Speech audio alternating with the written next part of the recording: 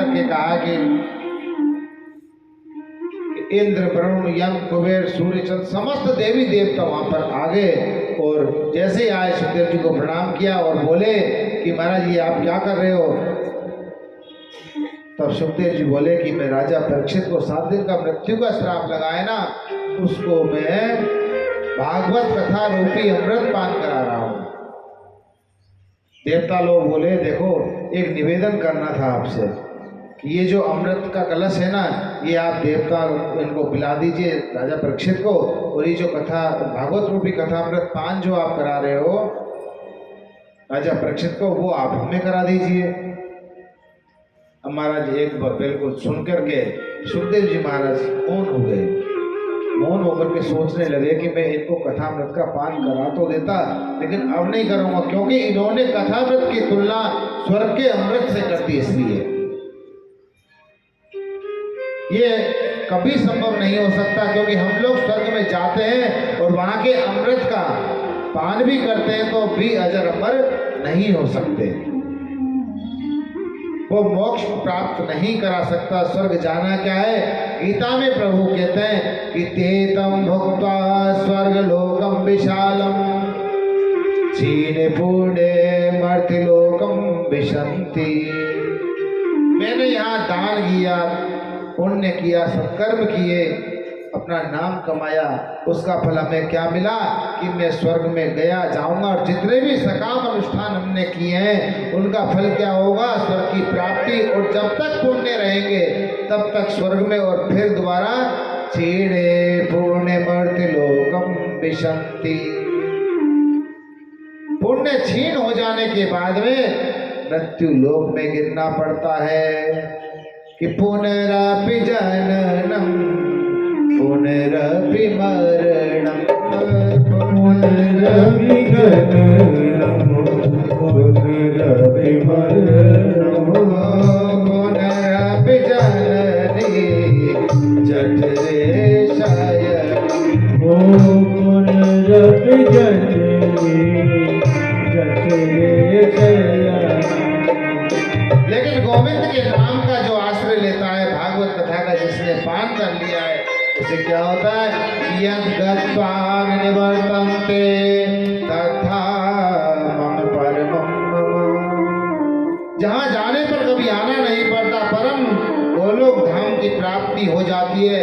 तो कहाँ कांच और कहाँ मूल्यवान मणि दोनों कभी एक हो सकती, परंतु देवताओं ने भागवत रूपी अमृत की तुलना स्वर्ग के अमृत से कर दिया। इसलिए इनको योग्य नहीं समझा तो महाराज देवताओं से मना कर दिया और स्पष्ट रूप से बोल दिया कि हम नहीं तुम्हें कथामृत का पान करा सकते। सभी देवता लोग महाराज जाकर के सीधे पहुंचे ब्रह्मा जी के पास और ब्रह्मा जी से बोलने लगे, देखो महाराज ऐसा ऐसा हुआ हमारे साथ, जैसे ही बता रहे थे और वो पूछ रहे थे। जितनी वार्तालाप चल रही थी इतनी देर में ही एक विमान आता हुआ दिखाई दिया ब्रह्मा जी को। बोले कि अरे देखो ये क्या है, कौन जा रहा है। तो महाराज देखा तो उससे पूछा कि कौन हो भाई तुम, कि राजा परीक्षित हूँ, श्रीमद् भागवत की कथा सुनी है, उसको पाकर के मैं मुक्त हुआ हूँ। तो ब्रह्मा जी बोले, अरे पागलो, राज्यो मोक्षम तथा भिक्ष पुराधाता विस्मृत। भागवत कोई साधारण पुस्तक है, कोई साधारण ग्रंथ नहीं है, तो साक्षात श्री कृष्ण स्वरूप है। श्रीमद् भागवताख्योयम प्रत्यक्ष कृष्ण एव ही। इस भागवत रूपी ग्रंथ की तो ये महिमा है कि नित्य भागवत का एक श्लोक या एक श्लोक का आधा श्लोक भी अगर हम पाठ करें तो भी महाराज एक राष्ट्रीय यज्ञ करने के समान इसका फल मिलता है। ब्रह्मा जी और देवताओं ने भागवत जी को प्रणाम किया। आगे श्री सूत जी ने कहा कि पूर्व काल में इसे सनकादिक ऋषियों ने नारद जी को सुनाया था। यद्यपि नारद जी ने पहले ब्रह्मा जी के मुख से इसका श्रवण किया, तथापि सप्ताह श्रवण विधि कुमारेश तस्य भाषिता। सप्ताह श्रवण विधि तो सनकादिक ऋषियों से ही सुनी। नारद जी बड़े अच्छे संत हैं, जो ज्ञान देता है उसे नारद कहते हैं। देवर्षि नारद सत्यकर्म की परिभाषा जानने के निमित्त भ्रमण करते करते श्री बद्रीनाथ धाम में पहुंचे। वहीं सनक, सनंदन, सनातन, सनत कुमार, चारों ऋषि कुमार को वहां पर मिले। तो बड़े प्रेम से पूछा नारद जी से। नारद जी के मुख को देख करके लगा कि बड़े चिंतित है नारद जी। कथम ब्रह्मन दीन मुखी,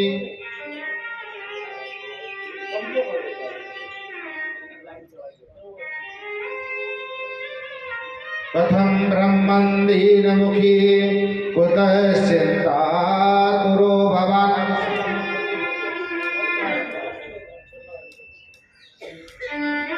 त्वरितं गम्यते कुत्र कुतश्चागमनं तव। नारद जी कहाँ से आ रहे हैं? आपका चेहरा बड़ा उदास दिखता है, क्या बात है नारद जी? बड़े चिंतित हो आप। महाराज बताओ हमें। नारद जी ने सनत कुमार को चरणों में प्रणाम किया और बोले कि महाराज मुझे कोई तकलीफ नहीं है, मैं अपने लिए दुखी नहीं हूँ। सनत कुमार बोले तो फिर क्या बात है? इस व्याकुलता का कारण बताइए। नारद जी ने कि मैंने महाराज इस पृथ्वी लोक को सबसे श्रेष्ठ समझा कि अहम तो पृथ्वी या तो ज्ञात्वा सर्वोत्तमामिति पुष्करम च प्रयागम च काशी गोदावरी तथा। मैंने इस पृथ्वी को सबसे श्रेष्ठ समझा, पृथ्वी लोक को सबसे उत्तम समझा। महाराज मैं पुष्कर गया, प्रयाग में गया, काशी में गया, सर्वत्र मैंने निवास किया, मुझे कहीं भी शांति नहीं मिली। सत्यम नास्ति तपः शोचम दया दारुम न विद्यते। इस समय पृथ्वी पर सत्य, दया, सोच, तप, दान आदि कुछ भी नहीं हो रहे महाराज, और अपना पेट पालने में लगे हुए हैं सब लोग। बस घरों में महिलाओं का साम्राज्य है, साले सलाहकार बने हुए हैं। तरुणी प्रभुता के है शालको बुद्धिदायका। कोई बड़ा काम करे तो साले जी को महाराज बुलाते हैं सलाह देने के लिए।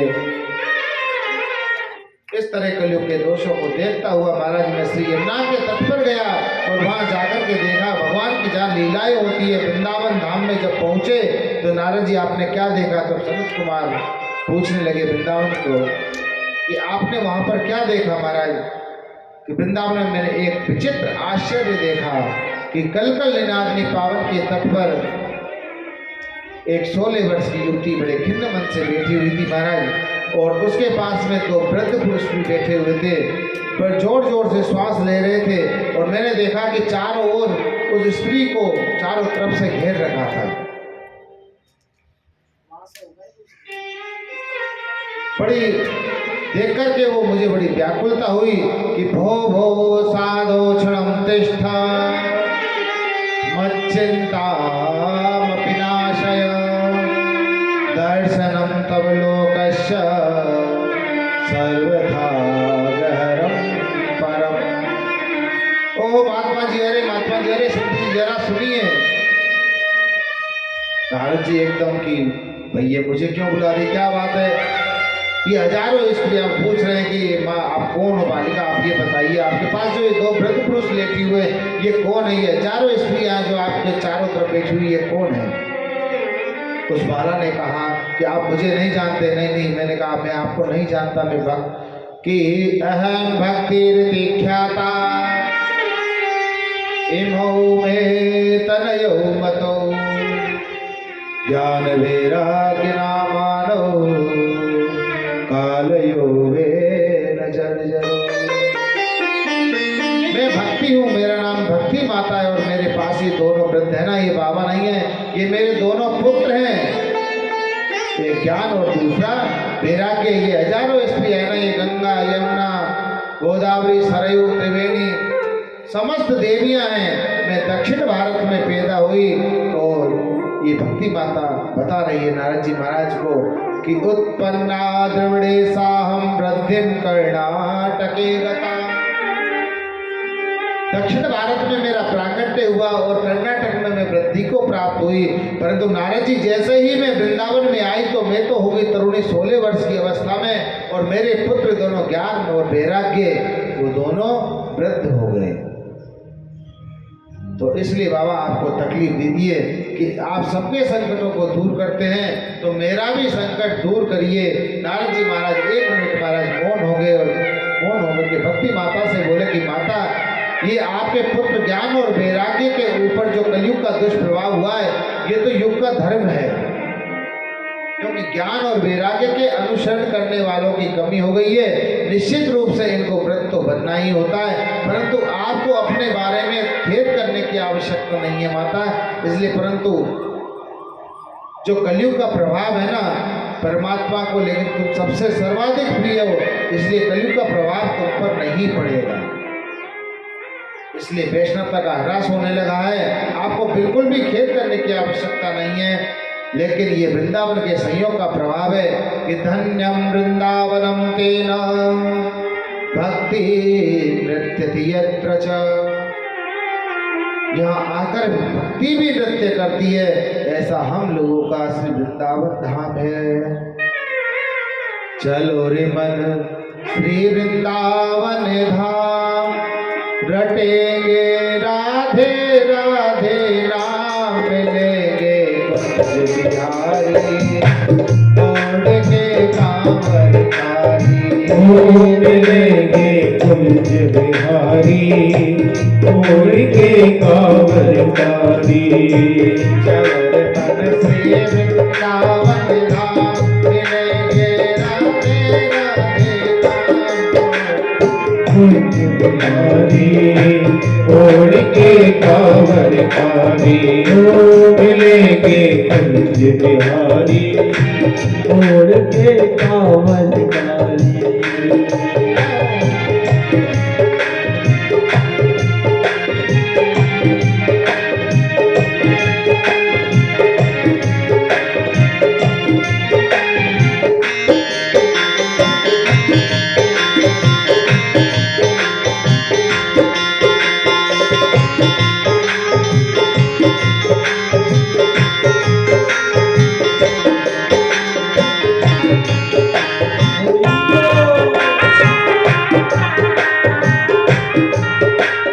रात होत श्री यमुना में नहावेंगे, परिक्रमा के जीवन सफल बनावेंगे।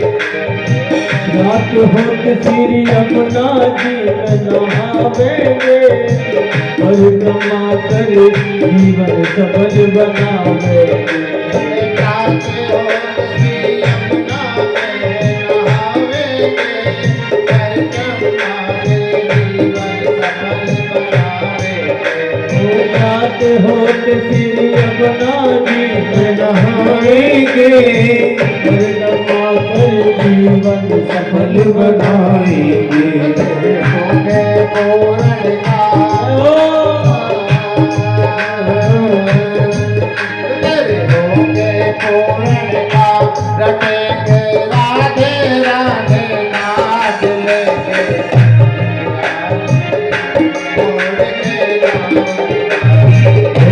मिलेंगे कुंज बिहारी तोड़ के कांवरकारी।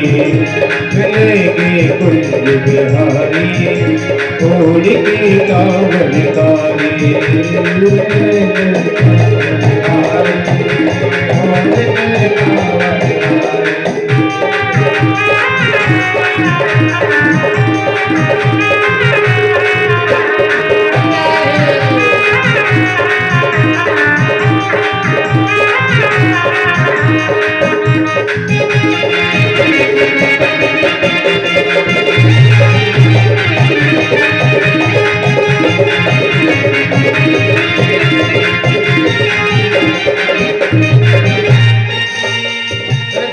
दूर दूर से नर नारियाँ आते हैं, दर्शन करके जीवन सफल बनाते हैं।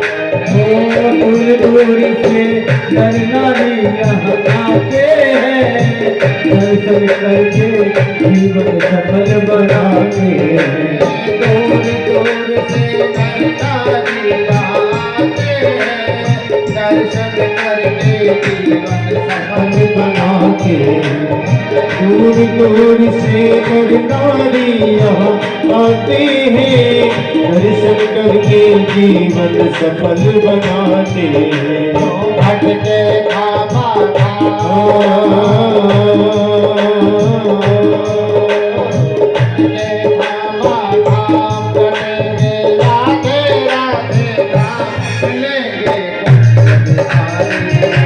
तोड़ के कांवरकारी। मिलेंगे कुंज बिहारी तोड़ के कांवरकारी।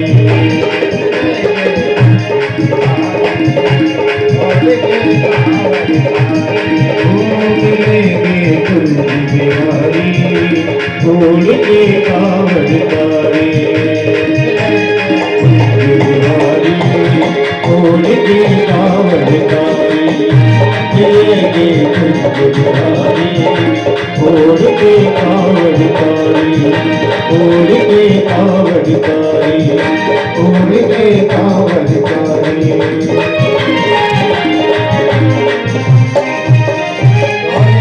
बिहारी लाल की जय हो श्री तो हमारे वृंदावन धाम महाराज जहाँ भक्ति भी नृत्य करती है, ऐसा वृंदावन धाम है। नारद जी ने जब कलयुग में देखा इतना दुर्गुण की, तो राजा परीक्षित ने कलयुग को क्यों छोड़ दिया, कलयुग को मारी डालते महाराज। तब नारद जी महाराज ने कहा कि देखो माँ तुम सब सत्य कहती हो, लेकिन परीक्षित महाराज जो थे पांडवों के प्रपोत्र है ना माता, इसलिए सज्जन पुरुष जो होते हैं ना वो दुर्गुण कम देखते हैं और सद्गुण अधिक देखते हैं। होता ना ऐसा, जो अच्छे लोग होते हैं वो बुराइयों पे कम ध्यान देते हैं, दुर्गुण कम देखेंगे और उनकी सद्गुणता लेंगे कि इनके अंदर सद्गुण क्या है वो हमें प्राप्त हो। तो अच्छे लोगों की यही पहचान होती है कि दुर्गुण कम और सद्गुण अधिक देखना, यही अच्छे लोगों की पहचान है। तो महाराज जो है राजा परीक्षित पांडवों के प्रपुत्र थे, तो वो कभी मतलब कि अपने हाथ से कोई अनर्थ नहीं करना चाहते थे। तो परीक्षित महाराज ने कलयुग में एक सद्गुण देखा, क्या कलयुग कर परम प्रताप कलयुग परम प्रताप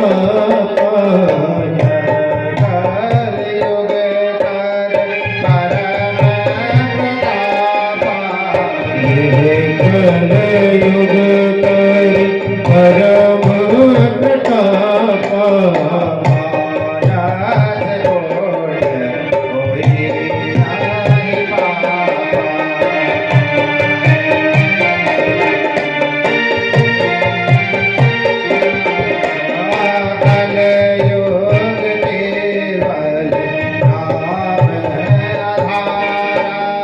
कलयुग केवल नाम आधारा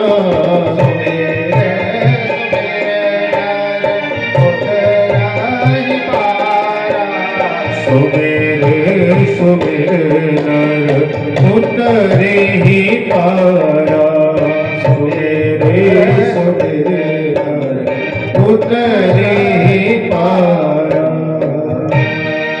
तो कलयुग के इन सद्गुणों को देखकर के राजा परीक्षित ने महाराज कलयुग को इस 4 स्थानों में वास दे दिया और मारा नहीं, छोड़ दिया। महाराज नारद जी ने कहा कि माता आपको खेद करने की आवश्यकता नहीं है। भक्ति देवी ने ये बात सुनी और कि खेद करने की आवश्यकता नहीं है। नारद जी से कहा कि जयति जगति मायाम यस्य काया धवस्ते वचन रचनमेकम केवलम चाकलय्य। आपके ऊपर जिसने भी विश्वास किया है नारद जी, उस मानव का कल्याण अवश्य हुआ है। मैं आपको नमस्कार करती हूँ। नारद जी ने कहा कि वृथा खेदय सेवाले अहो चिंता तुरा कथम श्री कृष्ण चरणाम भोजम स्मर दुखम गमिष्यति। आपको बिल्कुल खेद करने की आवश्यकता नहीं है। माता श्री कृष्ण के चरण कमलों का बस आप चिंतन करो, उन्हीं की कृपा से तुम्हारा दुख दूर हो जाएगा। विश्वास और फलदायक, विश्वास में बड़ी शक्ति है और मेरे मन में अगर विश्वास है तो इस बात का कि परमात्मा प्रत्येक स्थान पर है। महाराज अगर विश्वास नहीं है तो मंदिर में भी उसका वास नहीं है। इसलिए विश्वास में सबसे बड़ी ताकत है, यही विश्वास की ताकत है। तुम डरना नहीं माता। नारद जी कहते हुए भक्ति माता को महाराज और आगे उन्होंने अपना शुरू किया, गीता पाठ शुरू किया। गीता पाठेर मोह कि जैसे ही गीता पाठ करते थे ज्ञान वैराग्य खड़े हो जाते थे और जैसे ही गीता पाठ बंद होता था फिर दोबारा वो वृद्ध बन जाते थे। गीता पाठेर मोह, बार बार गीता पाठ किया। जैसे जैसे पाठ होता था ऐसे ऐसे महाराज खड़े हो जाते, जैसे ही बंद होता फिर मूर्छित हो जाते। अब नारद जी के मन में बड़ी चिंता हो गई कि ये क्या हो रहा है। नारद जी ने कहा कि माता जी की भी चिंता बढ़ गई, भक्ति माता की कि अरे महाराज आपके मंत्रों से तो कुछ हो ही नहीं रहा, ये क्या हो रहा है। तो नारद जी सोचने लगे, ठीक है माता आप चिंता मत करो, मैं अभी आता हूँ। नारद जी महाराज सीधे चल दिए महाराज जंगल की ओर, और बीच में उन्होंने अपना ध्यान लगा करके बैठे और सूर्य नारायण से प्रार्थना करी, हे प्रभु। तो आकाश से एक शब्द सुनाई दिया, इनके बुढ़ापे को मैं कैसे दूर करूं। तो बोल रहे हैं आकाश से एक शब्द सुनाई दिया सज्जनों की, आपको ज्ञान वैराग्य का अगर बुढ़ापा दूर करना है तो कोई सत्कर्म करो। सत्कर्म सुनकर के नारद जी महाराज थोड़ा चिंतित हो गए कि भाई जो गीता जी, जो ठाकुर जी के स्वयं मुख से निकलने वाली गीता है, उसका मैं पाठ करके सुना रहा हूँ, इससे बड़ा और सत्कर्म क्या हो सकता है। इससे जब बुढ़ापा दूर नहीं हो रहा है तो और क्या हो सकता है। तो महाराज सीधे दौड़ते हुए सीधे बद्रीनाथ धाम आश्रम में पहुंचे। वहाँ सनक सनंदन सनातन सनत कुमार चारों भाई विराजमान और नारद जी को मिले, और नारद जी सनत कुमारों के चरणों में प्रणाम करके बोले कि मेरी बस उदासी का कारण यही है प्रभु कि ज्ञान और वैराग्य को कैसे दिलाया जाए, कि किस प्रकार उनको जागृत अवस्था में किया जाए। तब सनत कुमारों ने कहा कि बस इतनी सी बात और इतने चिंता तो डूब रहा है नारद जी। नारद जी बोले आपको जरा सी बात लगती होगी महाराज, यहाँ तो पूरी आफत आ गई, स्थिति खराब हो गई, दौड़ते दौड़ते बड़ी भारी चिंता लग रही है। तो सनत कुमारों ने कहा कि महा चिंता करो देवर्षे हर्षम चित्ते समावह उपाय सुख साध्योत्र वर्तते पूर्वैवहि। देवर्षि आप चिंता ना करें, मन में प्रसन्न हो, उनके उद्धार का एक सरल उपाय तो पहले से ही विद्यमान है। आगे सनत कुमार कहते हैं कि जिस सत्कर्म के बारे में आकाशवाणी हुई वो केवल श्रीमद् भागवत की कथा है। इसके पठन पाठन से कलयुग में समस्त दोषों का निवारण हो जाता है। नारद जी द्रव्य यज्ञ, तप यज्ञ और ज्ञान यज्ञ, स्वाध्याय रूपी ज्ञान यज्ञ, ये तो स्वर्ग आदि की प्राप्ति के लिए है। और पंडितों ने जो ज्ञान यज्ञ को शत्रु का सूचक जो माना है, नारद जी बोले कि माफ करना महाराज, वेद के पाठ से कोई असर नहीं हुआ, वेदांत से कुछ नहीं हुआ, और गीता पाठ से कुछ नहीं हुआ, और साक्षात श्री कृष्ण के मुखारविंद से जो प्रकट हुई है उससे कुछ नहीं हुआ, और आप कहते हो श्रीमद् भागवत की कथा करो, ये क्या उससे श्रेष्ठ है। तब सनत कुमारों ने कहा कि वेद के बिना भागवत का अस्तित्व नहीं है, क्योंकि इसलिए बिना वेद के भागवत नहीं, लेकिन वेद का जो सार है वही श्रीमद् भागवत है। कि न गंगा न गया काशी पुष्करम न प्रयाग।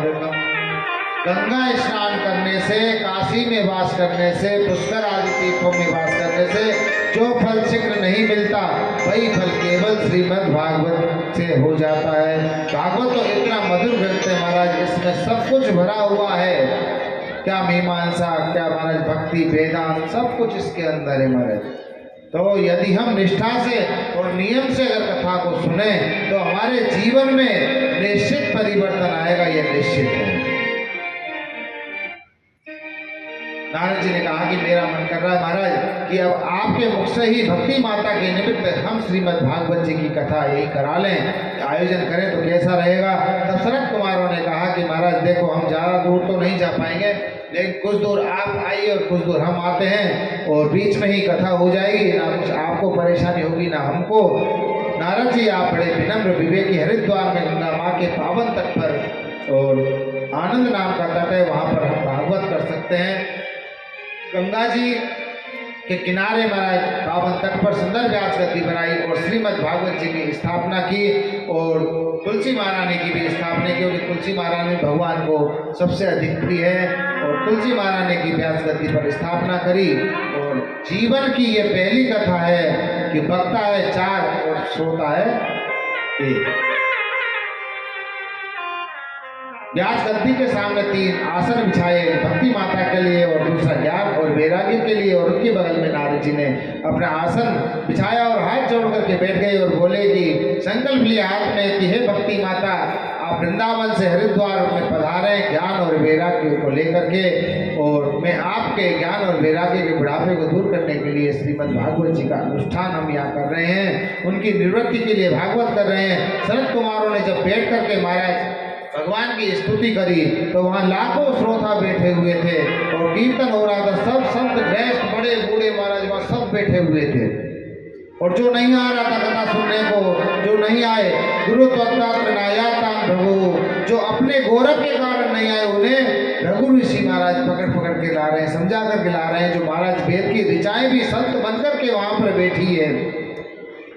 जय जय राधा रमण हरि बोल, जय जय राधा रमण हरि जय जय राधा रमण हरि बोल रे, जय जय राधा रमण हरि बोल, जय जय राधा रमण हरि बोल, जय जय राधा रमण हरि बोल, जय जय राधा रमण हरि बोल रे, जय जय राधा रमण हरि बोल, हरि बोल हरि बोल हरि हरि हरि बोल हरि बोल हरि बोल हरि हरि हरि बोल।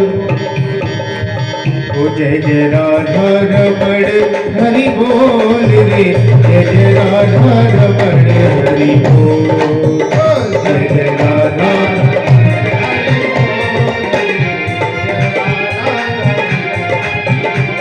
सभी दोनों हाथ उठाएं, भाव से गाएं, हरि बोल हरि बोल हरि बोल हरि बोल, बोल हरि बोल हरि बोल हरि बोल, हरि बोल हरि बोल हरि बोल हरि बोल, हरि बोल हरि बोल हरि बोल हरि बोल। जय जय राधा रमण हरि बोल रे, जय जय राधा रमण हरि बोल, हरि बोल जय राधा रमण हरि बोल।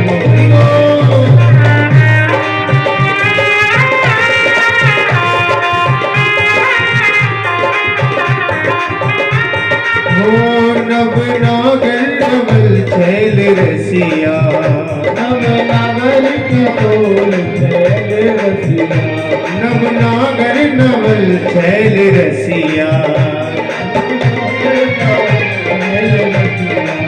हो प्यारो कान्हा है मेरो मन बसिया, हो प्यारो कान्हा है मेरो मन बसिया, कर कालिंदी ओ कर कालिंदी, कर कालिंदी कूल किलोल, जय जय राधा रमण हरि बोल, हो जय जय राधा रमण हरि बोल, जय जय राधा रमण हरि बोल, जय जय राधा रमण हरि बोल, जय जय राधा रमण हरि बोल।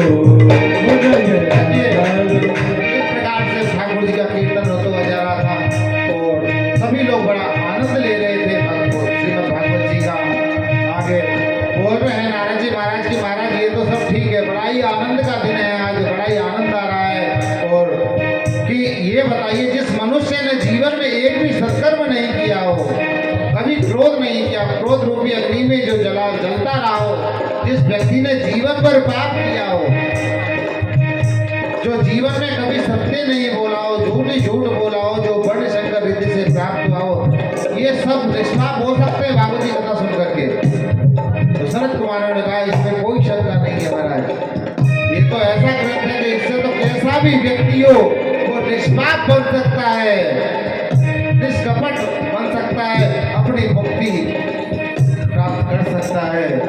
जय जय राधा रमण हरि बोल रे, जय जय राधा रमण हरि बोल, जय जय राधा हरि बोल रे, जय जय राधा रमण हरि बोल, हरि बोल हरि बोल हरि बोल हरि बोल, हरि बोल हरि बोल हरि बोल, हरि बोल हरि बोल हरि बोल हरि बोल, हरि बोल हरि बोल, जय जय राधा रमण हरि बोल रे, जय जय राधा रमण हरि बोल, जय जय राधा रमण हरि बोल रे, जय जय राधा रमण हरि बोल, जय जय राधा रमण हरि बोल रे, जय जय राधा रमण हरि बोल।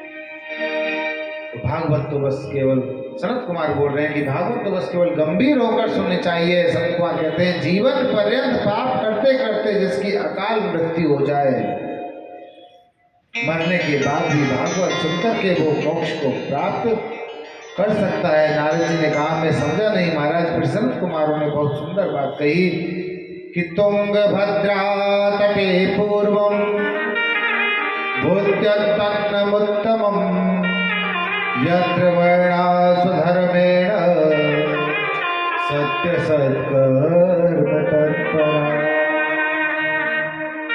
तुंगभद्रा नाम की नदी के तट पर एक बड़ा सुंदर नगर था।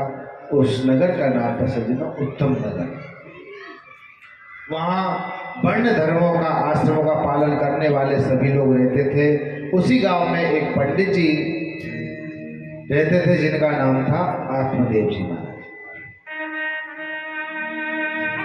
आत्मदेव का मतलब था जिसने आत्मा में देवत्व का अध्ययन कर लिया हो उसे हम आत्मदेव कहते हैं। आत्मदेव स्वरूप बड़े लिखे बड़े अच्छे ब्राह्मण थे, बड़ा वैभव था, भगवान की बड़ी कृपा थी उनके यहाँ पर। इतने सुशील इतने परमितभाषी आत्मदेव महाराज। लेकिन उनके विपरीत उनकी पत्नी धुंधली देवी थी।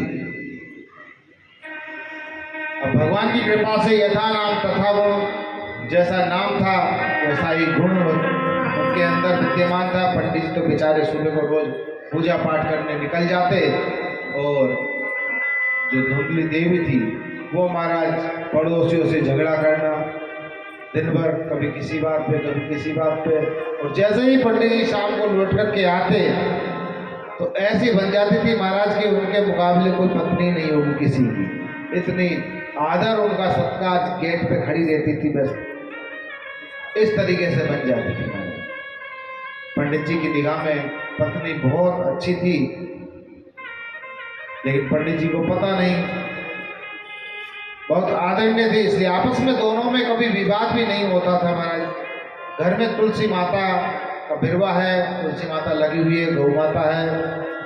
तुलसी माता का पौधा आए दिन सूख जाता, गौ माता उसकी सेवा करते करते कई वर्ष बीत गए, लेकिन उसके कोई बछड़ा बछिया नहीं होता।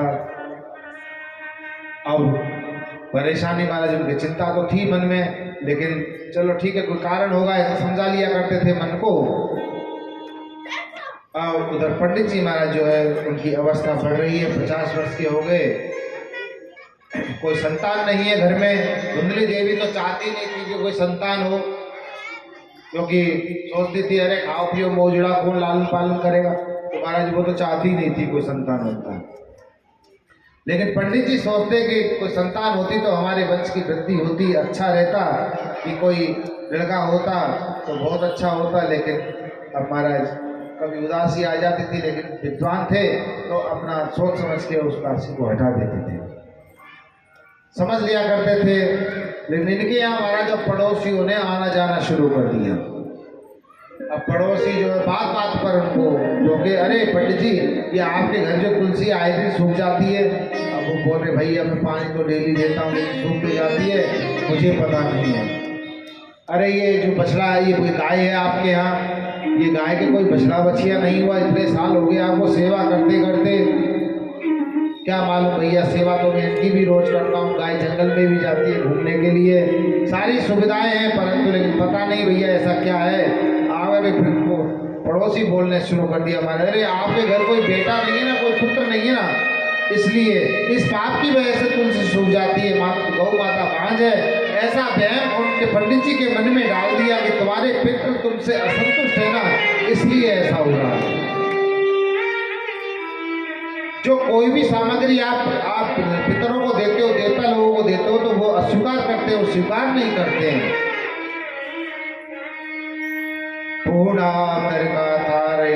पुत्र, एक पुत्र नाम का नरक होता है, जिसको पुत्र नहीं होते वो शायद उस नरक में जाते हैं। ऐसा वहम डाल दिया महाराज आज पंडित जी के मन में, और वो विद्वान पुरुष आज वहम के वशीभूत हो गए। जीवन में वहम कभी मत करो, वहम जो व्यक्ति को बहुत पीछे कर देता है महाराज, इसलिए वहम कभी मत करो जीवन में। सर्वस्व गोविंद के ऊपर छोड़ दो, गीता में गोविंद कहते हैं कि अनन्यासिद्धन्तो माम ये जना परिपासते तेषा नित्याभ्युक्ता नाम योग क्षेमम वहाम्यहम्। अन्यथा से जो मेरा चिंतन करता है, मेरी भक्ति करता है, मैं एक के अलावा दूसरा कोई नहीं आवे, उसी को अनन्य कहते हैं। आत्मदेव जी महाराज के मन में आज बड़ी विकृता आ गई थी, इतना उद्वेग आ गया कि महाराज एक दिन रात्रि में वो घर छोड़ करके और निकल गए वन की ओर। अब वन में चले गए, वृक्ष के नीचे बैठे हुए हैं और भूखे प्यासे बैठे हुए सज्जनों। इधर से कोई संत आ रहे थे, संत ने देखा उनके जीवन में कोई संत आ जाए तो हमारा जीवन बदल जाता है। तो कोई संत आ गए और देखा कि ये देखने में तो बड़े विद्वान पुरुष दिखाई लग रहे हैं महाराज। महात्मा जी ने दूर से देखा कि विद्वान पंडित जी वृक्ष के नीचे बैठे हुए हैं, बड़े चिंतित मालूम होते हैं, क्या बात है, क्यों इनका चेहरा उदास है। तो महाराज पास में जाकर के पूछने लगे, अरे महाराज ये कैसे उदास बैठे हुआ, क्यों रोते हो पंडित जी, क्या बात है, मेरे को बताइए। पंडित जी चरणों में गिर कर के महाराज रोने लगे। क्या बताऊं महाराज, मैंने पूर्व जन्म में कोई पाप कर्म किया होगा, उसका फल मैं आज भोग रहा हूं। मेरे द्वारा दी गई वस्तु को पितर लोग स्वीकार नहीं करते, देवता लोग स्वीकार नहीं करते, असंतुष्ट है। क्या कहूँ महाराज, आए दिन तुलसी माता सूख जाती है, गौ माता की सेवा रोज करता हूँ, वो भी भांज है। इसी पाप की वजह से शायद मुझे कोई पुत्र प्राप्त नहीं हुआ, इस पाप की वजह से शायद वो नहीं लेते हैं। यदि तुम्हारे घर अब महात्मा जी बता रहे, यदि तुम्हारे घर पंडित जी अगर पुत्र हो जाता तो समझो परमात्मा की कृपा हुई, और अगर यदि पुत्र नहीं हुआ तो समझो परमात्मा की डबल कृपा हुई। कोई पुत्र प्राप्त करके ही महाराज मुक्ति नहीं पा लेता है। केवल पुत्र ही किसी को मोक्ष नहीं दे सकता है। राजा सगर के तो 60,000 पुत्र हुए, बताओ किसी ने सोने की सीढ़ी बनवाई हो। इसलिए पंडित जी आप अगर पुत्र चाहते हो तो मेरे गोविंद को ही पुत्र बना लो बस, और आपको कभी जीवन में कोई कमी महसूस नहीं होगी। पुत्र चाहिए तो मेरे गोविंद को पुत्र बना लो, उनसे अधिक और कोई पुत्र श्रेष्ठ नहीं है। क्योंकि अनन्य ममता विष्णु ममता प्रेम संगता भावत्व एव साम्रात्मा बुद्धि प्रेम निगद्यते। जैसी ममता हम संसार के प्रति करते हैं, जैसा अनुराग हम संसार के प्रति करते हैं, उसका 1 भी प्रतिशत अगर हम भगवान के प्रति कर लें तो भगवान हमसे दूर नहीं है। भगवान से कोई संबंध बना लो, संबंध जरूर बनाना पड़ेगा। बिना संबंध के भगवान जो जल्दी से महाराज नहीं मिलते हैं। संबंध कुछ ना कुछ अवश्य अपने अंदर रखना पड़ेगा, चाहे उसको बेटा मान लो, चाहे पति रूप में मान लो। गोपियों ने तो कृष्ण को पति रूप में माना था। देखो भागवत में आगे कथाएं आएंगी बहुत अच्छी। भगवान को पति रूप में माना और ठाकुर जी के साथ देखो महाराज का आनंद लिया। बेटा मानोगे तो भगवान बेटे बनकर के भी सेवा करेंगे, और भगवान तो भक्त के लिए महाराज नौकर भी बन जाते हैं। इससे बड़ी बात तो क्या है, भगवान तो भक्त के लिए नौकर भी बन जाते हैं। एक सेठ जी थे, उन सेठ जी के महाराज कोई संतान नहीं थी। चलने दो उसको। उन सेठ जी की कोई संतान नहीं थी। अब वो उनकी पत्नी भी थोड़ी वृद्धावस्था, लेकिन वो सेवा बहुत करते थे संतों की, और खूब सेवा करते थे अतिथियों की, संतों की। जो भी आता था द्वार पर महाराज खूब मन से लगन से सेवा, दोनों पति पत्नी। अब सेठ जी को लगा कि भाई अब शरीर वृद्ध हो गया है, अब सेवा तो बंद होनी नहीं चाहिए। ऐसी ठाकुर जी कृपा करें कि यह सेवा बंद नहीं हो, कोई संतान है नहीं, अब ये सेवा किससे कराई जाए। सोच रहे हैं कि कोई नौकर वोकर ढूंढ लेते हैं, शायद मिल जाएगा, वो सेवा करता रहेगा, हम लोग बताते रहेंगे। सेठ जी एक दिन ऐसे ही महाराज मंदिर में घूमने के लिए गए, ऐसे ही गार्ड बगीचा था, और वहां पर एक कोई बालक मिला। कितने वर्ष का? 11 वर्ष का बालक मिला महाराज। तो भेंट हो गई अचानक कि अरे बेटा रुको, कहाँ रहते हो तुम? कि मैं तो यहीं रहता हूँ, मेरा कोई घर वर नहीं है, मैं तो ऐसे ही घूमता रहता हूँ, जहाँ मिल जाता वहाँ खा लेता हूँ। ठाकुर जी की लीला है ये कि उन सेठ जी के यहाँ पर वो सेवा बंद नहीं होनी चाहिए, क्योंकि जहाँ सेवा होती है ना संतों की, अतिथियों की, भक्तों की, ठाकुर जी भी प्रसन्न होते हैं उस सेवा से। तो ठाकुर जी भी नहीं चाहते थे कि ये सेवा बंद हो, भैया सेवा चलती रहनी चाहिए, क्योंकि ठाकुर जी को भी आनंद आता है सेवा करने के उसमें। सेवा जहाँ होती है ठाकुर जी को भी सेवा करने में आनंद आता है। तो मौका देखा ठाकुर जी ने कि ऐसा मौका मिल रहा है, चलो हम भी कुछ भगत के यहाँ सेवा कर लें। तो महाराज जो 11 वर्ष की अवस्था में सेठ जी को मिले और सेठ जी ने पूछा भगत से कि बेटा क्या नाम है तुम्हारा? कि मेरा नाम है अंतर्यामी। अरे नाम बड़ा सुंदर है तेरा, बहुत अच्छा। अच्छा तू ये बता काम वाम करना चाहता है, काम वाम करेगा या ऐसे ही घूमता रहेगा? सेठ जी से वो बालक बोला कि नहीं महाराज अगर काम मिल जाएगा तो मैं काम भी कर लूंगा, इसमें क्या बुराई है। तो फिर अच्छा ठीक है काम करेगा तो ये बता तनख्वाह बनका क्या लेगा तू, क्या पगार लेगा? तो बोल रहे हैं कि ऐसा है देखो मुझे पगार अगार तो तनख्वाह का तो कुछ नहीं चाहिए, मुझे केवल खाने को चाहिए बस, भोजन मिल जाए तो खूब सेवा करूँगा। कि ठीक है सेवा करनी पड़ेगी, देख ले अगर सेवा करे तो ठीक, नहीं तो कोई बात नहीं, खाने की कोई कमी नहीं है, ठाकुर जी की कृपा से सब कुछ आनंद है। जब हम सबकी सेवा करते हैं तो तू भी खाना उसमें साथ में। तो पूछ रहे कि अच्छा काम क्या होगा? कि काम है सेठ जी बोल रहे हैं काम सब सेवा करनी है तुम्हें, वहाँ पर जो भी आते हैं हमारे यहाँ सेवा होती है, हमारे यहाँ कोई नहीं है इसलिए तुम्हें सेठा जो पक्का नहीं है घर पे उसके साथ में सेवा करनी है। कि ठीक है महाराज सेवा करना तो मुझे भी बहुत अच्छा लगता है। अब महाराज वो साथ में लेकर के उस बालक को घर पे आ गए और घर पे आकर के सेठानी से बोले अरे पता नहीं ये लो ये बालक आया है, आज तुम्हारे साथ ही आज से तुम्हारे साथ सेवा करेगा सबके लिए। हमारे वो सेवा के लिए लगा दिया, लेकिन सेठानी को पहले ही बोल दिया सेठ जी ने कि देख इससे सेवा खूब लेना, ये खूब सेवा करेगा, लेकिन इसकी एक शर्त है कि मैं भोजन करूँ ना और मैं खाऊं तो मुझे टोके नहीं, चाहे मैं कितना भी खाऊं, बस मुझे टोके नहीं। जिस दिन टोक दिया उसी दिन चला जाऊंगा। ये सेठ जी से पहले पक्की बात कर लेते। तो सेठानी को महाराज उन्होंने बता दिया कि देवी देखो ये कितना भी खाए इसको खाने देना, लेकिन तुम कभी टोकना नहीं इसको बस, और सेवा करने दो उसको बढ़िया। हमारा सेवा शुरू हो गई भगवान की, खूब सेवा करी महाराज, आए रोजाना खूब सेवा चल रही है। सेठ जी भी प्रसन्न और बिल्कुल बाप बेटे का सा प्रेम हो गया उनका। सेठ जी जैसे आते दुकान से डेली और आकर के जैसे ही भोजन पे बैठते तो महाराज भोजन के लिए आवाज दे देते, अरे अंतर्यामी यहाँ आओ जब भोजन करेंगे। रोज आने का नियम हो गया महाराज, और अंतर्यामी दिन भर अपना मतलब बस उसी का ही नाम गुणगान करते रहते, और इधर भगवान को भी आनंद आ रहा है सेवा में। लेकिन हुआ क्या कि एक दिन वो जो सेठानी थी वो महाराज किसी पड़ोसी के यहाँ चली गई।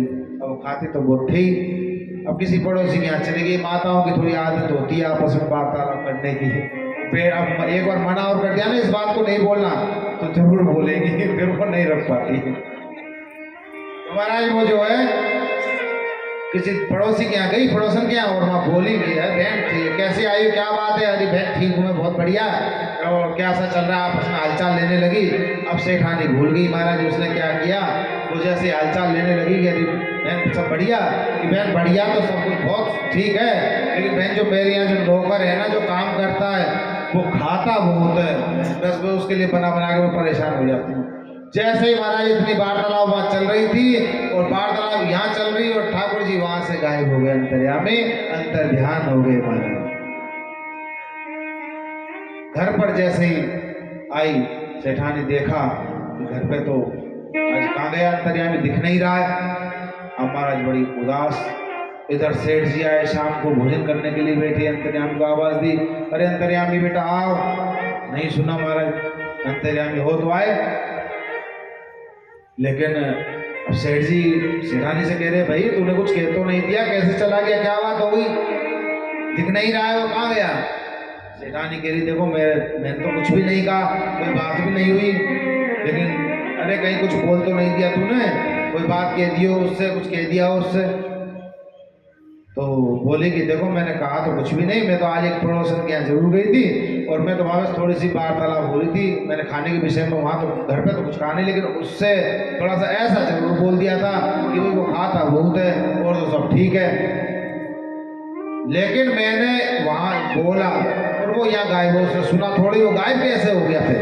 सेठ जी ने दिमाग लगाया, सेठ जी समझ गए कि ये तो कोई नहीं, ये तो सब प्रभु की लीला है। सेठ जी ने संकल्प ले लिया कि अगर अंतर्यामी आएगा तो ही मैं भोजन करूंगा, अन्यथा आज मैं भोजन नहीं करूंगा। सेठ जी महाराज भोजन की थाली रख करके बैठ गए और ठाकुर जी आए नहीं तब तक उन्होंने भोजन नहीं किया। जैसे ही समय बीता, ठाकुर जी को अपने भक्त का जो दुख सहन नहीं होता है, ठाकुर जी तुरंत वहाँ प्रकट हो गए। प्रकट होकर के बोले कि अरे सेठ जी आप भोजन क्यों नहीं कर रहे हो, क्या बात है। जैसे ही महाराज उनके चरणों में सेठ जी पड़ गए, चरण पकड़ लिए कि प्रभु आपने मुझसे कितना बड़ा पाप करवा दिया कि आप मेरे घर में नौकर बन करके सेवा की आपने। मुझे ऐसा पता होता तो मैं आपको ऐसे खुद मैं स्वयं सेवा करता आपकी। ये ठाकुर जी की ऐसी लीलाएं, बहुत ऐसी लीला है कि ठाकुर जी भक्त के लिए कुछ भी बन सकते हैं। यही उनका कहना है कि अगर पुत्र मानना है तो मेरे गोविंद को पुत्र बना लो। इससे और अधिक कोई पुत्र श्रेष्ठ नहीं होगा। जैसी ममता हम संसार के प्रति, जैसा अनुराग हम दुनिया के प्रति करें, और अगर भगवान के प्रति इसमें से कुछ भी प्रतिशत कर दें तो भगवान हमारे पास में ही है। प्रभु बोले बाके बिहारी लाल की जय। ओ प्रभु प्यारे से जिसका संबंध है, प्रभु प्यारे से जिसका संबंध है, उसे हर घड़ी आनंद ही आनंद है, उसे हर घड़ी आनंद ही आनंद है, उसे हर घड़ी आनंद ही आनंद है।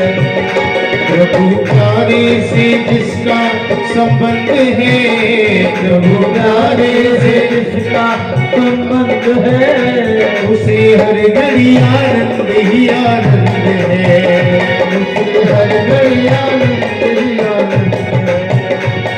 आनंद ही आनंद है, आनंद ही आनंद है, आनंद ही आनंद है, आनंद ही आनंद है, आनंद ही आनंद है, आनंद ही आनंद है, आनंद ही आनंद है, आनंद ही आनंद है।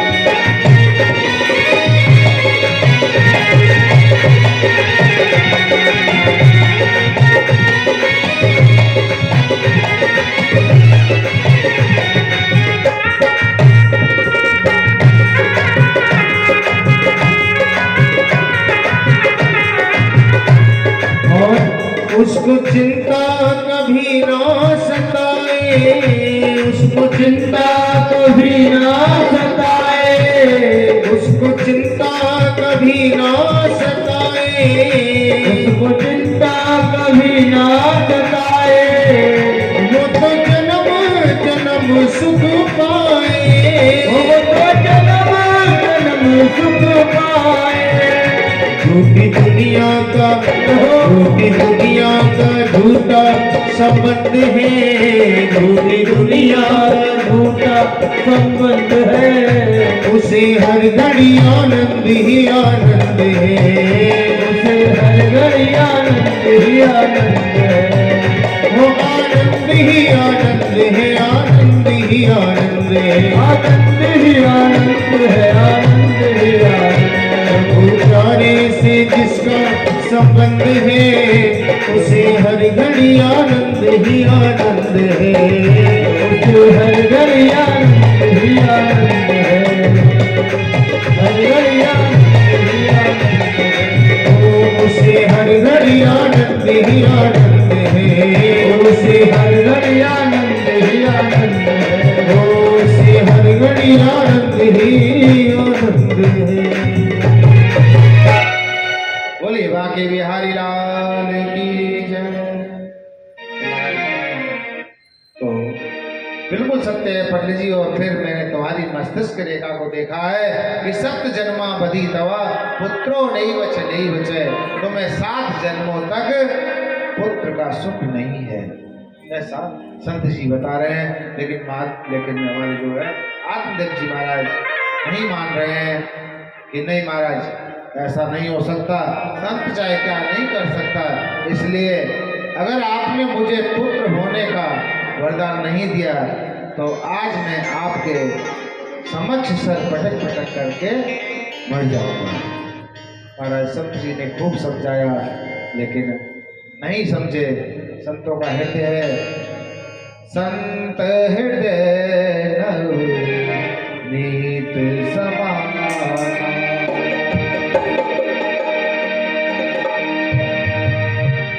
आत्मा का हृदय तो ताकत से भी कोमल होता है। सज्जनों, संत जी ने तुरंत एक फल ला करके दे दिया महाराज, और कहा कि हस्तरेखा, महाराज की आप जो संत हस्तरेखा को भी बदल सकते हैं, जीवन को बदल सकते हैं, जिसके जीवन में आप चले जाएं। तो उन्होंने एक फल ला करके दे दिया और बोले कि देखो पंडित जी, ये अपनी पत्नी को देना है, खिलाना है, और जब तक इसका नियम का पालन करना पड़ेगा तुमको। 12 महीने तक झूठ नहीं बोलना है, मन वचन कर्म से पवित्र रहना होगा, किसी को कड़वे शब्द नहीं बोलना होगा, नौकर को भी जोर से नहीं डांटना होगा, ये ध्यान रखना। इस फल का भक्षण करेगी तुम्हारी पत्नी तो प्रभु कृपा से एक सुंदर पुत्र की प्राप्ति होगी। अब पंडित जी की नजर, महाराज पंडित जी की नजर में जो पत्नी थी, जो धुंधली देवी, वो तो एकदम महाराज परम पवित्र सात्विक थी। उन्होंने घर पर आकर के और धुंधली देवी को वो फल दे दिया और बोले कि देखो देवी, ये फल आप खाना और आपको एक सुंदर पुत्र की प्राप्ति होगी। लेकिन धुंधली देवी बोल रही, ना जाने कहाँ से बुढ़ापे में फल लेकर के आ गए। वो तो चाहती नहीं थी कि बेटा बेटी कुछ होए। अब महाराज उसकी सहेली आई और रख लिया, ठीक है ले लूंगी मैं। अब उसकी सहेली को बुलाया, अरे बहन यहाँ आओ, देखो ये लालन पालन, देखो बच्चे जो होते हैं बड़ी तकलीफ होती है, मुझसे नहीं होगा ये सब। तो एक काम करो बहन, तुम मेरे पति तो बड़े भोले वाले, ये फल तुम है ना फेंक दो, और जो तुम्हारे पुत्र हो ना वो पुत्र मुझे ला करके दे देना, और मैं इनको बोल दूंगी कि ये पुत्र मुझे ही हुआ है। तो ऐसा अल्लाह मचा दूंगी। सहेली ने कहा, ये बात तो ठीक है, तुम्हें अपना पुत्र तो मैं दे सकती हूँ, मुझे कोई आपत्ति नहीं, लेकिन ले गई ये फल खाने से बेटा होता है कि नहीं, ये इसकी परीक्षा तो लो कम से कम। तो महाराज दोनों ने उस फल को गौ माता को खिला दिया। पंडित जी के घर जो गाय थी ना महाराज, उसको वो फल खिला दिया समय पर। एक बहुत सुंदर पुत्र हुआ। सज्जनों, धुंधली देवी की सहेली के पुत्र हुआ, और उसने जो है धुंधली को ला करके दे दिया, और उसने हल्ला मचा दिया, मुझे पुत्र हुआ है, मुझे पुत्र हुआ है। महाराज वो खूब हल्ला किया, पंडित जी बड़े खुश हुए, पुत्र हुआ है। अब महाराज खूब उन्होंने वस्त्र आभूषण खूब लुटाए महाराज पुत्र की खुशी में। इधर कुछ ही महीनों बाद में फिर गौ माता के भी एक पुत्र ने जन्म लिया। उसके जो पुत्र हुआ सज्जनों, उसका संपूर्ण शरीर तो मनुष्य जैसा और कान लंबे लंबे गौ माता के जैसे थे, इसलिए आत्मदेव जी महाराज ने उसका नाम गोकर्ण रख दिया। अब महाराज इकलौता पुत्र, और इकलौता पुत्र जो होता है उसके बिगड़ने के भी चांस ज़्यादा रहते हैं। तो महाराज अब पुत्र को पालने में माँ की ज़्यादा जरूरत होती है, और माँ चाहे पुत्र को कुछ भी बना दे, मात्र देवो होगा।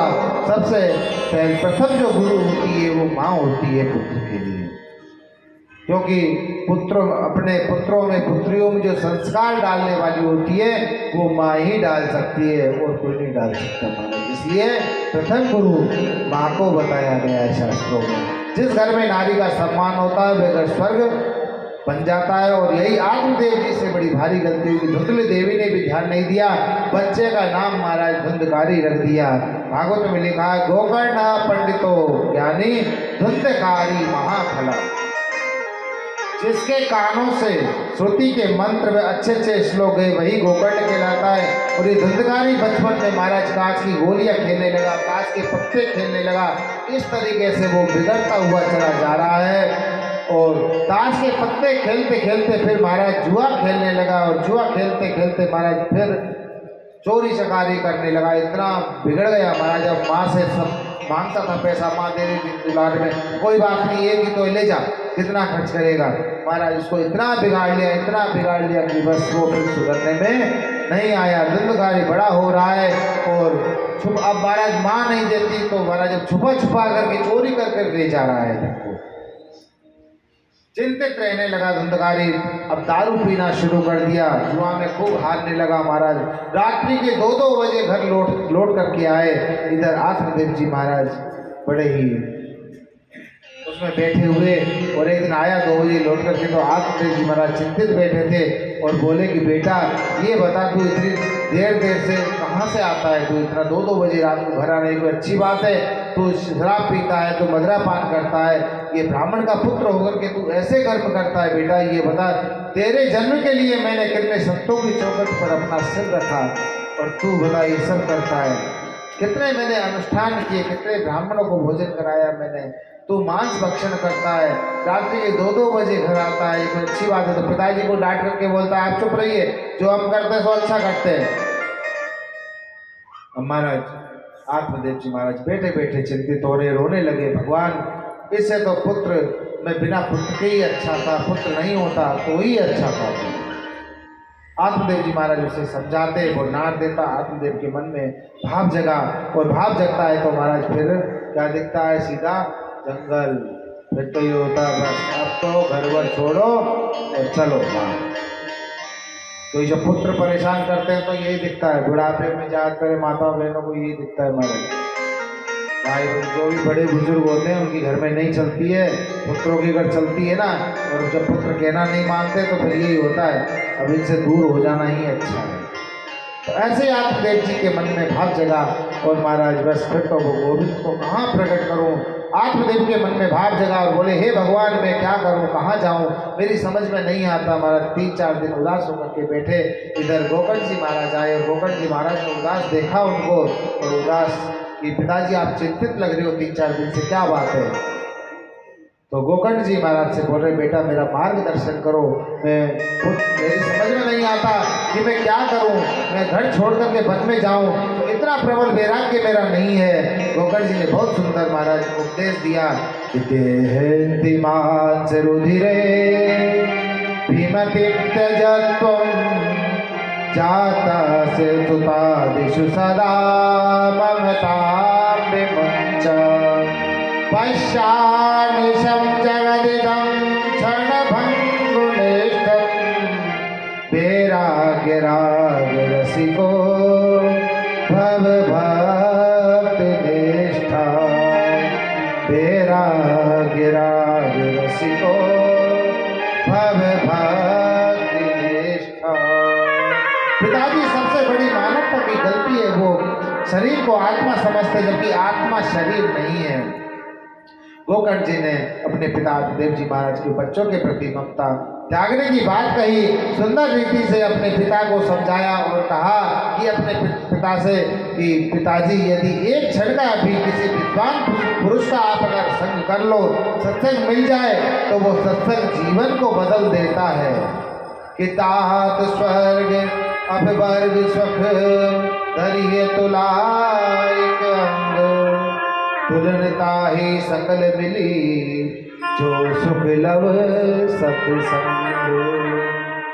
अगर वास्तव में आपके जीवन में त्याग है तो जरूर वन में जाओ। गोकर्ण जी महाराज आत्मदेव को बता रहे हैं, नहीं तो घर को ही एक कोने में मंदिर बनाओ और प्रभु का चिंतन करो। ऐसा अद्भुत उपदेश दिया सज्जनों को। उसी रात्रि में विरक्ति भाव पैदा हुआ और आत्मदेव जी महाराज अपना घर छोड़ करके वन में चले गए और दशम स्कंद का पाठ किया सज्जनों भागवत जी का। और सज्जनों धीरे मेरे गोविंद के चरणों में आश्रय ले लिया।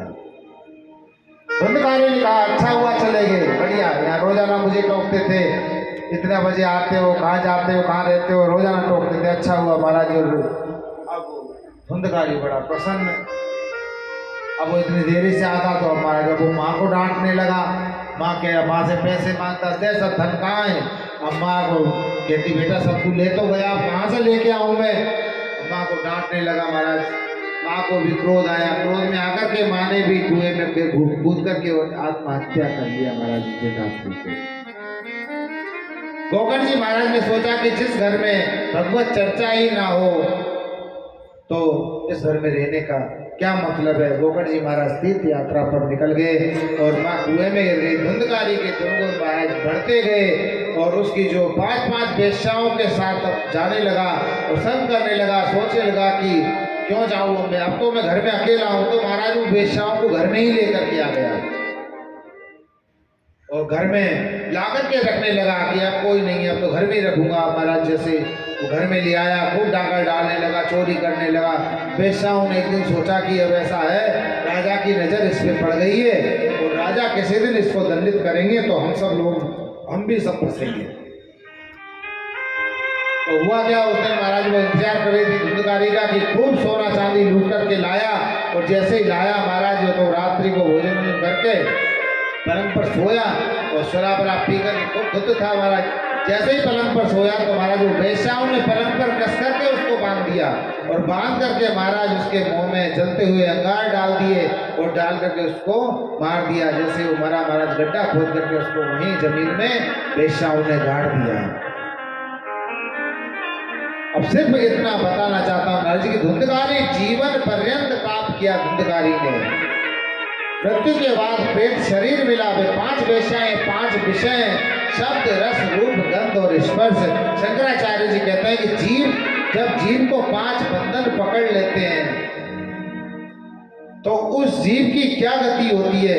जीते जी अपने को उद्धार करने का प्रयत्न करना चाहिए महाराज। मरने के बाद हम कुछ भी नहीं कर पाएंगे। धुंधकारी ऐसे ही मदोषों का एक प्रतीक है। प्रेत योनि वायु रूप होती है, बस छोटा बड़ा वायु रूप धारण कर लेती है। इधर गोकर्ण जी ने मन में सोचा कि बहुत दिन हो गए गांव गए हुए, चलो अपनी जन्मभूमि चलें।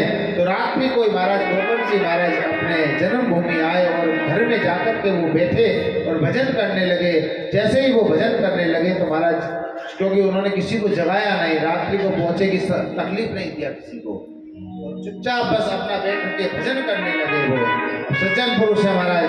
आत्मदेव जी के घर में आसन लगाया और भजन जैसे ही करने लगे तो महाराज वो जो धुंधकारी कभी हाथी बन करके आने लगे, कभी घोड़ा बन करके आने लगे। महाराज प्रेत योनि प्रेत रूप धारण कर रखा है उसने और वो डराए सामने खड़ा हो जाता है, कभी घोड़ा बन करके खड़ा हो जाता है, कभी हाथी बन करके खड़ा हो जाता है। इसी प्रकार धुंधकारी कभी कुछ बन करके महाराज वहाँ खड़ा हो जाए। परंतु भजनानंदी संत महाराज उनको कोई डर थोड़ी लगता, लेकिन वो चुप बैठे रहे। तो एक छाया हाथ जोड़ करके वो पूछ रही है। उन्होंने पूछा कि अरे तुम कौन हो, क्या बात है, मुझे क्यों डराते हो, मैं डरने वाला नहीं हूँ तुमसे। तो महाराज वो हाथ जोड़ करके एक छाया प्रणाम कर रही है और बोल रही है कि मैं हूँ। गोकर्ण जी बोले कि मैं कौन, अरे मैं आपका भाई धुंधकारी। तो आवाज निकली, अहम भ्राता त्वदीयोस्मि धुंधकारी नामतः स्वकीयेनैव दोषेण ब्रह्मत्वं नासितं मया। मैं आपका भाई हूँ धुंधकारी। अरे धुंधकारी तू प्रेत बन गया, तुम्हारे मरने का समाचार मैंने गया जी में सुना था, तो मैं तुम्हारे गया जी में पिंडदान करके आया हूँ, फिर भी तुम प्रेत बन करके पड़े हो। धुंधकारी ने कहा भैया ऐसा कौन सा पाप है जो मैंने नहीं किया है, कितने ब्राह्मणों का ब्रह्मत्व नष्ट किया है मैंने, कितने लोगों को कष्ट दिया है मैंने। अब भैया ये प्रेत शरीर से बहुत तकलीफ होती है, भैया मेरे कष्ट की निवृत्ति करो। अहो बंधो कृपा सिंधो भ्रातर मार्या शुभोचय। भाई तुम दया के पुत्र समुद्रो, अब किसी प्रकार से जल्दी मुझे इस योनि से मुक्त करो बस। रात भर गोकर्ण जी नींद नहीं आई। ऊपर महाराज उधर गांव वालों को पता लगा कि गोकर्ण जी आए हुए, सब मिलने के लिए आए गोकर्ण जी से। और लेकिन गोकर्ण जी आज बड़ी भारी चिंता में बैठे हुए हैं। भगवान भास्कर को उन्होंने प्रणाम किया और प्रणाम करके कहा कि हे भगवान भास्कर, एक जीवात्मा की मुक्ति का प्रश्न है, इसको मुक्ति कैसे दिलाया जाए, धुंधकारी की मुक्ति कैसे हो, आप आदेश करें भगवान। तो कहते हैं कि हजारों लोगों ने देखा कि भगवान सूर्य नारायण खड़े होकर के बोले कि आकाश से ही बोले कि श्रीमद् भागवतान मुक्ति सप्ताहम वाचनम गुरु। यदि तुम प्रेत आत्मा धुंधकारी की मुक्ति चाहते हो तो भगवान की भागवत सप्ताह करो। गोकर्ण जी महाराज को स्वयं विद्वान है, एक बांस का सुंदर बगीचा है, वही एक सुंदर व्यास गद्दी बनाई महाराज और उस बगीचे में भागवत की स्थापना करी और तुलसी महारानी की स्थापना करी और एक आसन बिछा दिया धुंधकारी के लिए। तो संकल्प कर दिया कि हे धुंधकारी, तुम जहाँ कहीं भी हो यहाँ आकर के विराजमान हो इस आसन पर और तुम्हारे निमित्त हम भागवत की कथा सुना रहे हैं।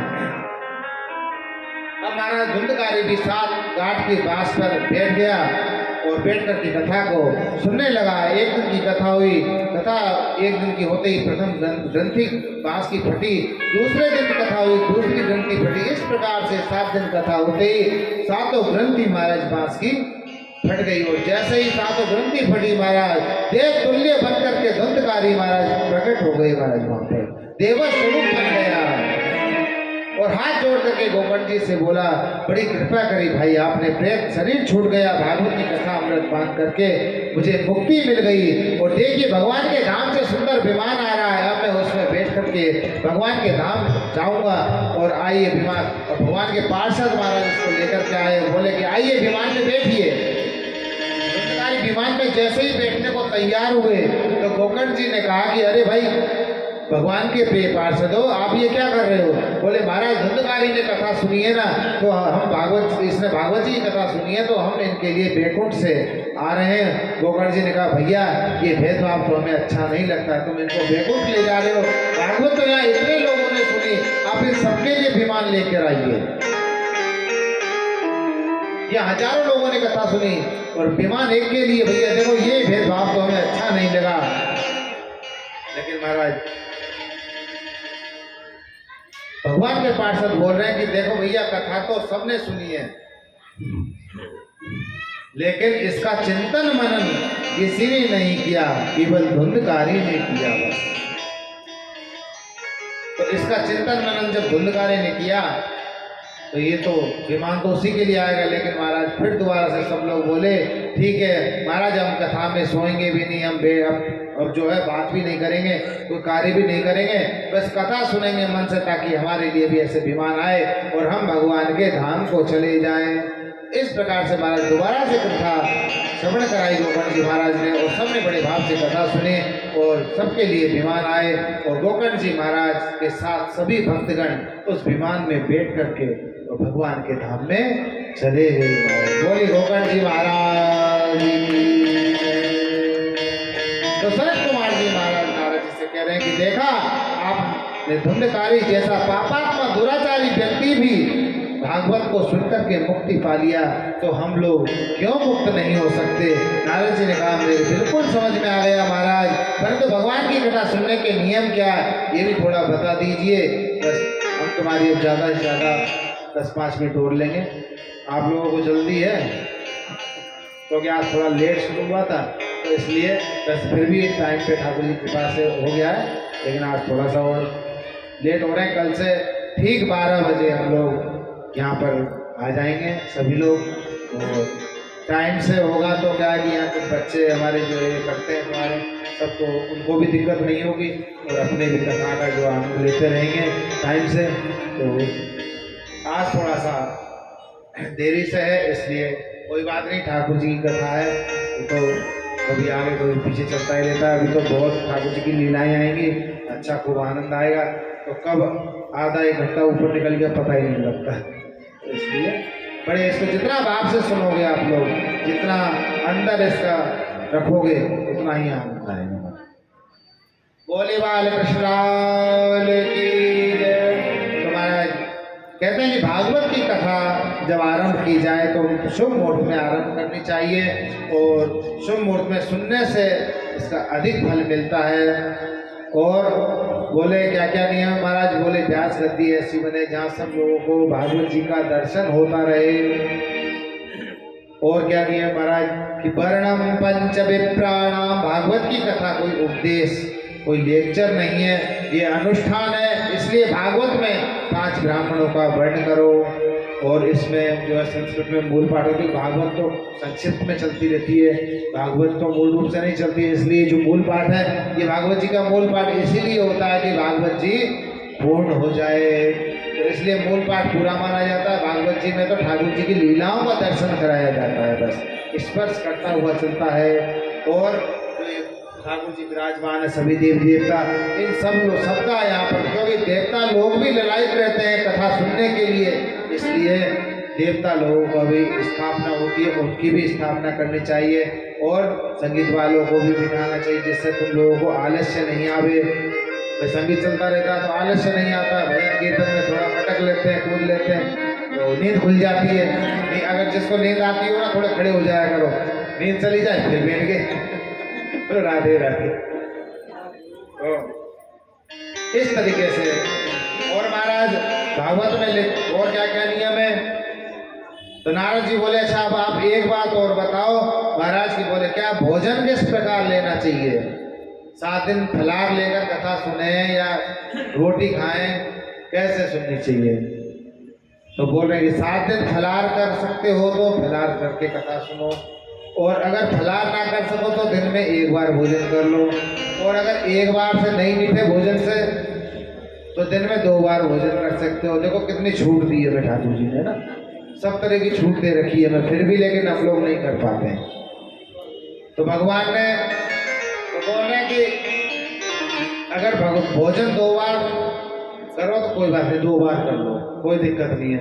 अगर 2 बार से भी मन नहीं भरे और भी ज्यादा करना हो, भोजनम तो वरम मन्ये, भोजन करो परंतु आलस्य नहीं आवे, चाहे दिन में 5 बार भोजन करो, लेकिन आलस्य नहीं आना चाहिए बस। इसलिए फलाहार का लिए बताया है कि फलाहार से क्या है, अपन फलाहार खाते हैं ना तो उससे आलस्य नहीं आता है, उसमें भजन में मन लगता है, बैठने में मन लगता है, कथा सुनने में मन लगता है, तो उसमें नींद नहीं आती है, आलस्य नहीं आएगा, इसलिए भोजन के लिए निषेध बताते हैं। बाकी अगर सोए नहीं, इतना खाओ जो आलस्य नहीं आवे। देखो हमारे सब लोग खूब भोजन करके आए, सोया तो नहीं कोई, खूब हलवा बनाया भैया, खूब हलवा खाया, सब खाएगा नहीं तो आलस्य नहीं आना चाहिए, खूब खाइए, इसमें कोई ऐसा नियम नहीं है। और महाराज इतनी बात चली रही थी कि भक्ति देवी वहां प्रकट हो गई और ज्ञान और वैराग्य का बुढ़ापा दूर हो गया, और भक्ति बोली आपने बड़ी कृपा करी महाराज, सब संकट दूर हो गए। सूत जी कहते हैं किस प्रकार कथा चल रही थी, उसी सभा के बीचों बीच प्रहलाद धारी कर लगति दया चौद्धव कांचधारी वीणाधारी सुरर्वीश्वर कुशल दया राग करता अर्जुनो भूत इंद्रो वादि मृदंगम जय जय सुकरा कीर्तनते कुमारा यत्राग्रे भाववक्ता सरस रचनया व्यासपुत्रो बभूवा। प्रहलाद जी भी प्रकट हो गए और संकीर्तन करने लगे, और उद्धव जी महाराज के मित्र में एक आशा लाकर के बजाने लगे। महर्षि नारद खड़े हो गए महाराज, विदा लेकर के वो भी बजाने लगे। धीरे थोड़ा सा चले गोविंद बोलो हरि गोपाल बोलो, गोविंद बोलो हरि गोपाल बोलो,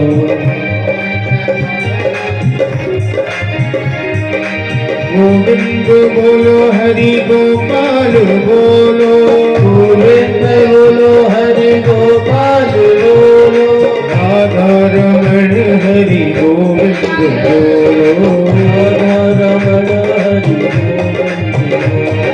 राधा रमण हरि गोविंद बोलो।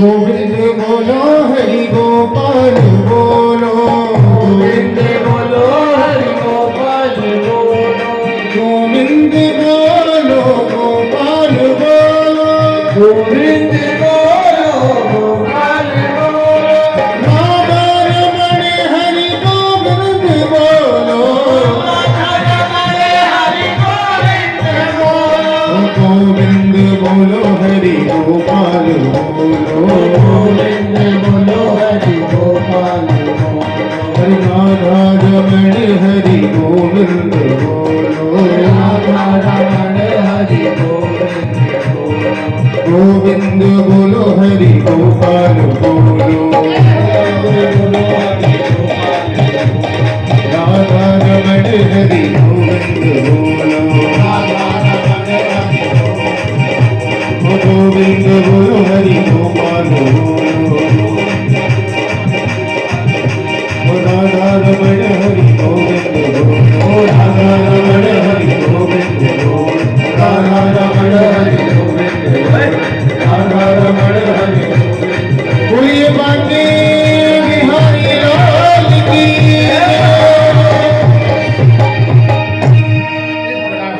सभी लोग कीर्तन करते हुए सज्जनों शिव और पार्वती जी भी प्रकट हो गए, तांडव नृत्य करने लगे। सभी लोगों ने खूब आनंद लिया, सभी देवी देवता वहां पर विराजमान हो गए। तो बोलते हैं कभी गाने का मन हो तो गोविंद का भजन गाओ, हंसने का मन हो तो गोपाल की बाल लीलाओं का चिंतन करके हंसो। और ऐसा अद्भुत कीर्तन किया सज्जनों, प्रभु से रहा नहीं गया और वैकुंठपति भगवान विष्णु प्रकट होकर के आ गए। बोलिए नारायण भगवान की जय, जय श्री राधे। आज कथा को यही विश्राम देते हैं। कल दोपहर 12 बजे से फिर हम सब लोग यहाँ एकत्रित होकर के ठाकुर जी की कथा का आनंद लेंगे। और अब सभी लोग 2 मिनट भगवान का कीर्तन करके और आरती करके और सभी लोग बड़ी शांति से प्रसाद लेकर के ही जाएंगे। ध्यान रखिए और बड़े आराम से, जिसमें व्यवस्था में कोई गड़बड़ नहीं हो और अपनी व्यवस्था अच्छी बनी है। सभी लोगों की व्यवस्था है, कोई एक की व्यवस्था नहीं है, इसलिए अपना सभी लोग बड़े शांति से अच्छे से। श्री कृष्ण गोविंद हरे मुरारी। और पूज्य महाराज श्री के द्वारा आप जो कथा श्रवण कर रहे हैं वो दिन प्रतिदिन आपको नई नवीन कथा और मिलती जाएगी। आज कथा का प्रथम दिवस है और प्रथम दिवस में कथा का महात्म्य आपने श्रवण किया। कल कथा प्रारंभ होगी भागवत की। बहुत सुंदर सुंदर भगवान के भक्तों के चरित्रों की कथा आप श्रवण करेंगे। और सभी से मेरा एक विशेष निवेदन है, समय का ध्यान रखते हुए समय से आप आएँ और समय से आप आएंगे तो समय से आप जाएंगे। बाकी तो महाराज जी तो 24 घंटा यहीं पे हैं। अगर आप शाम को 3 बजे आएंगे तो आप 7 बजे छोड़े जाएंगे। प्रेम से बोलो राधे राधे। हाँ, तो समय से आए, समय से जाएं और सभी आरती के बाद में आरती लेकर के प्रसाद लेकर के ही जाएं। कोई भी बिना प्रसाद के नहीं जाए। और एक विशेष सूचना, ज़्यादा महंगी अपनी अंगूठी और ये कानों के और चेन लेके मत आइयो, क्योंकि अगर आप बेचैन है गई तो दिक्कत हो जाएगी। हाँ, कोई पता होगा भैया कथा सुन रहे कैसे कैसे हमें, इसलिए अपनी चेन को संभाल के रखें ताकि आपका चैन नहीं जा पाए। जय श्री राम। आइए एक बार दोनों हाथ उठा करके जय घोष करें। बोलिए बांके बिहारी लाल की जय। आइए ठाकुर जी के चरणों में एक प्यारा सा भजन, फिर उसके बाद में सभी ठाकुर जी की आरती करेंगे मिलकर के। आइए। ओ मारी रसिया हमारी रसिया, ओ मारी रसिया हमारी रसिया, क्योंकि भक्तों के भाव में अपने बिहारी जी के लिए अवंत देने लगे। अरे नैना लड़ गई शाम सलोनी से, नैना लड़ गई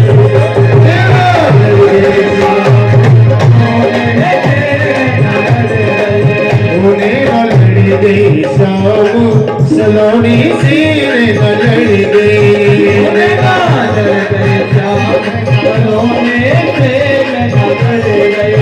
हमारी रसिया हमारी रसिया, हमारी रसिया हमारी रसिया, हमारी रसिया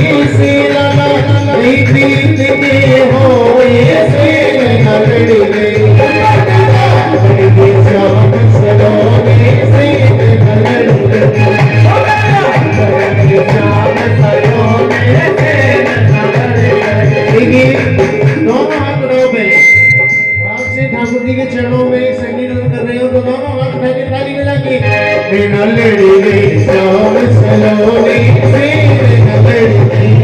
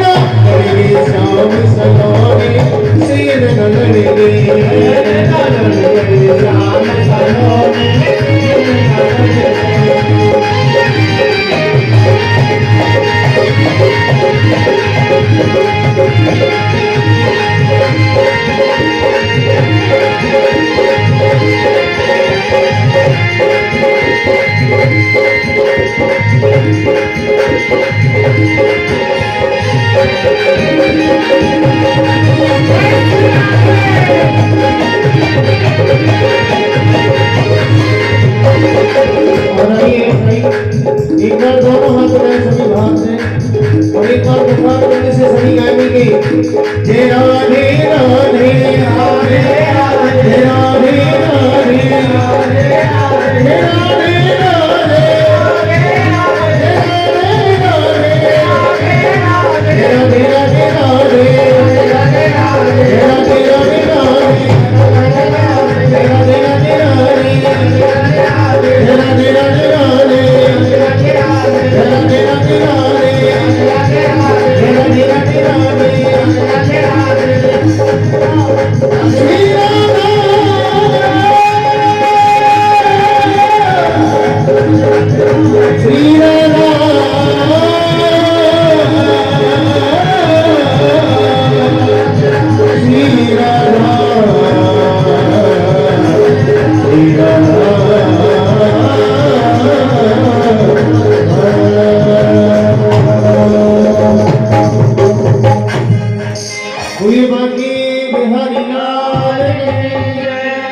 श्री राधा रानी सरकार की जय हो, जय जय श्री राधे।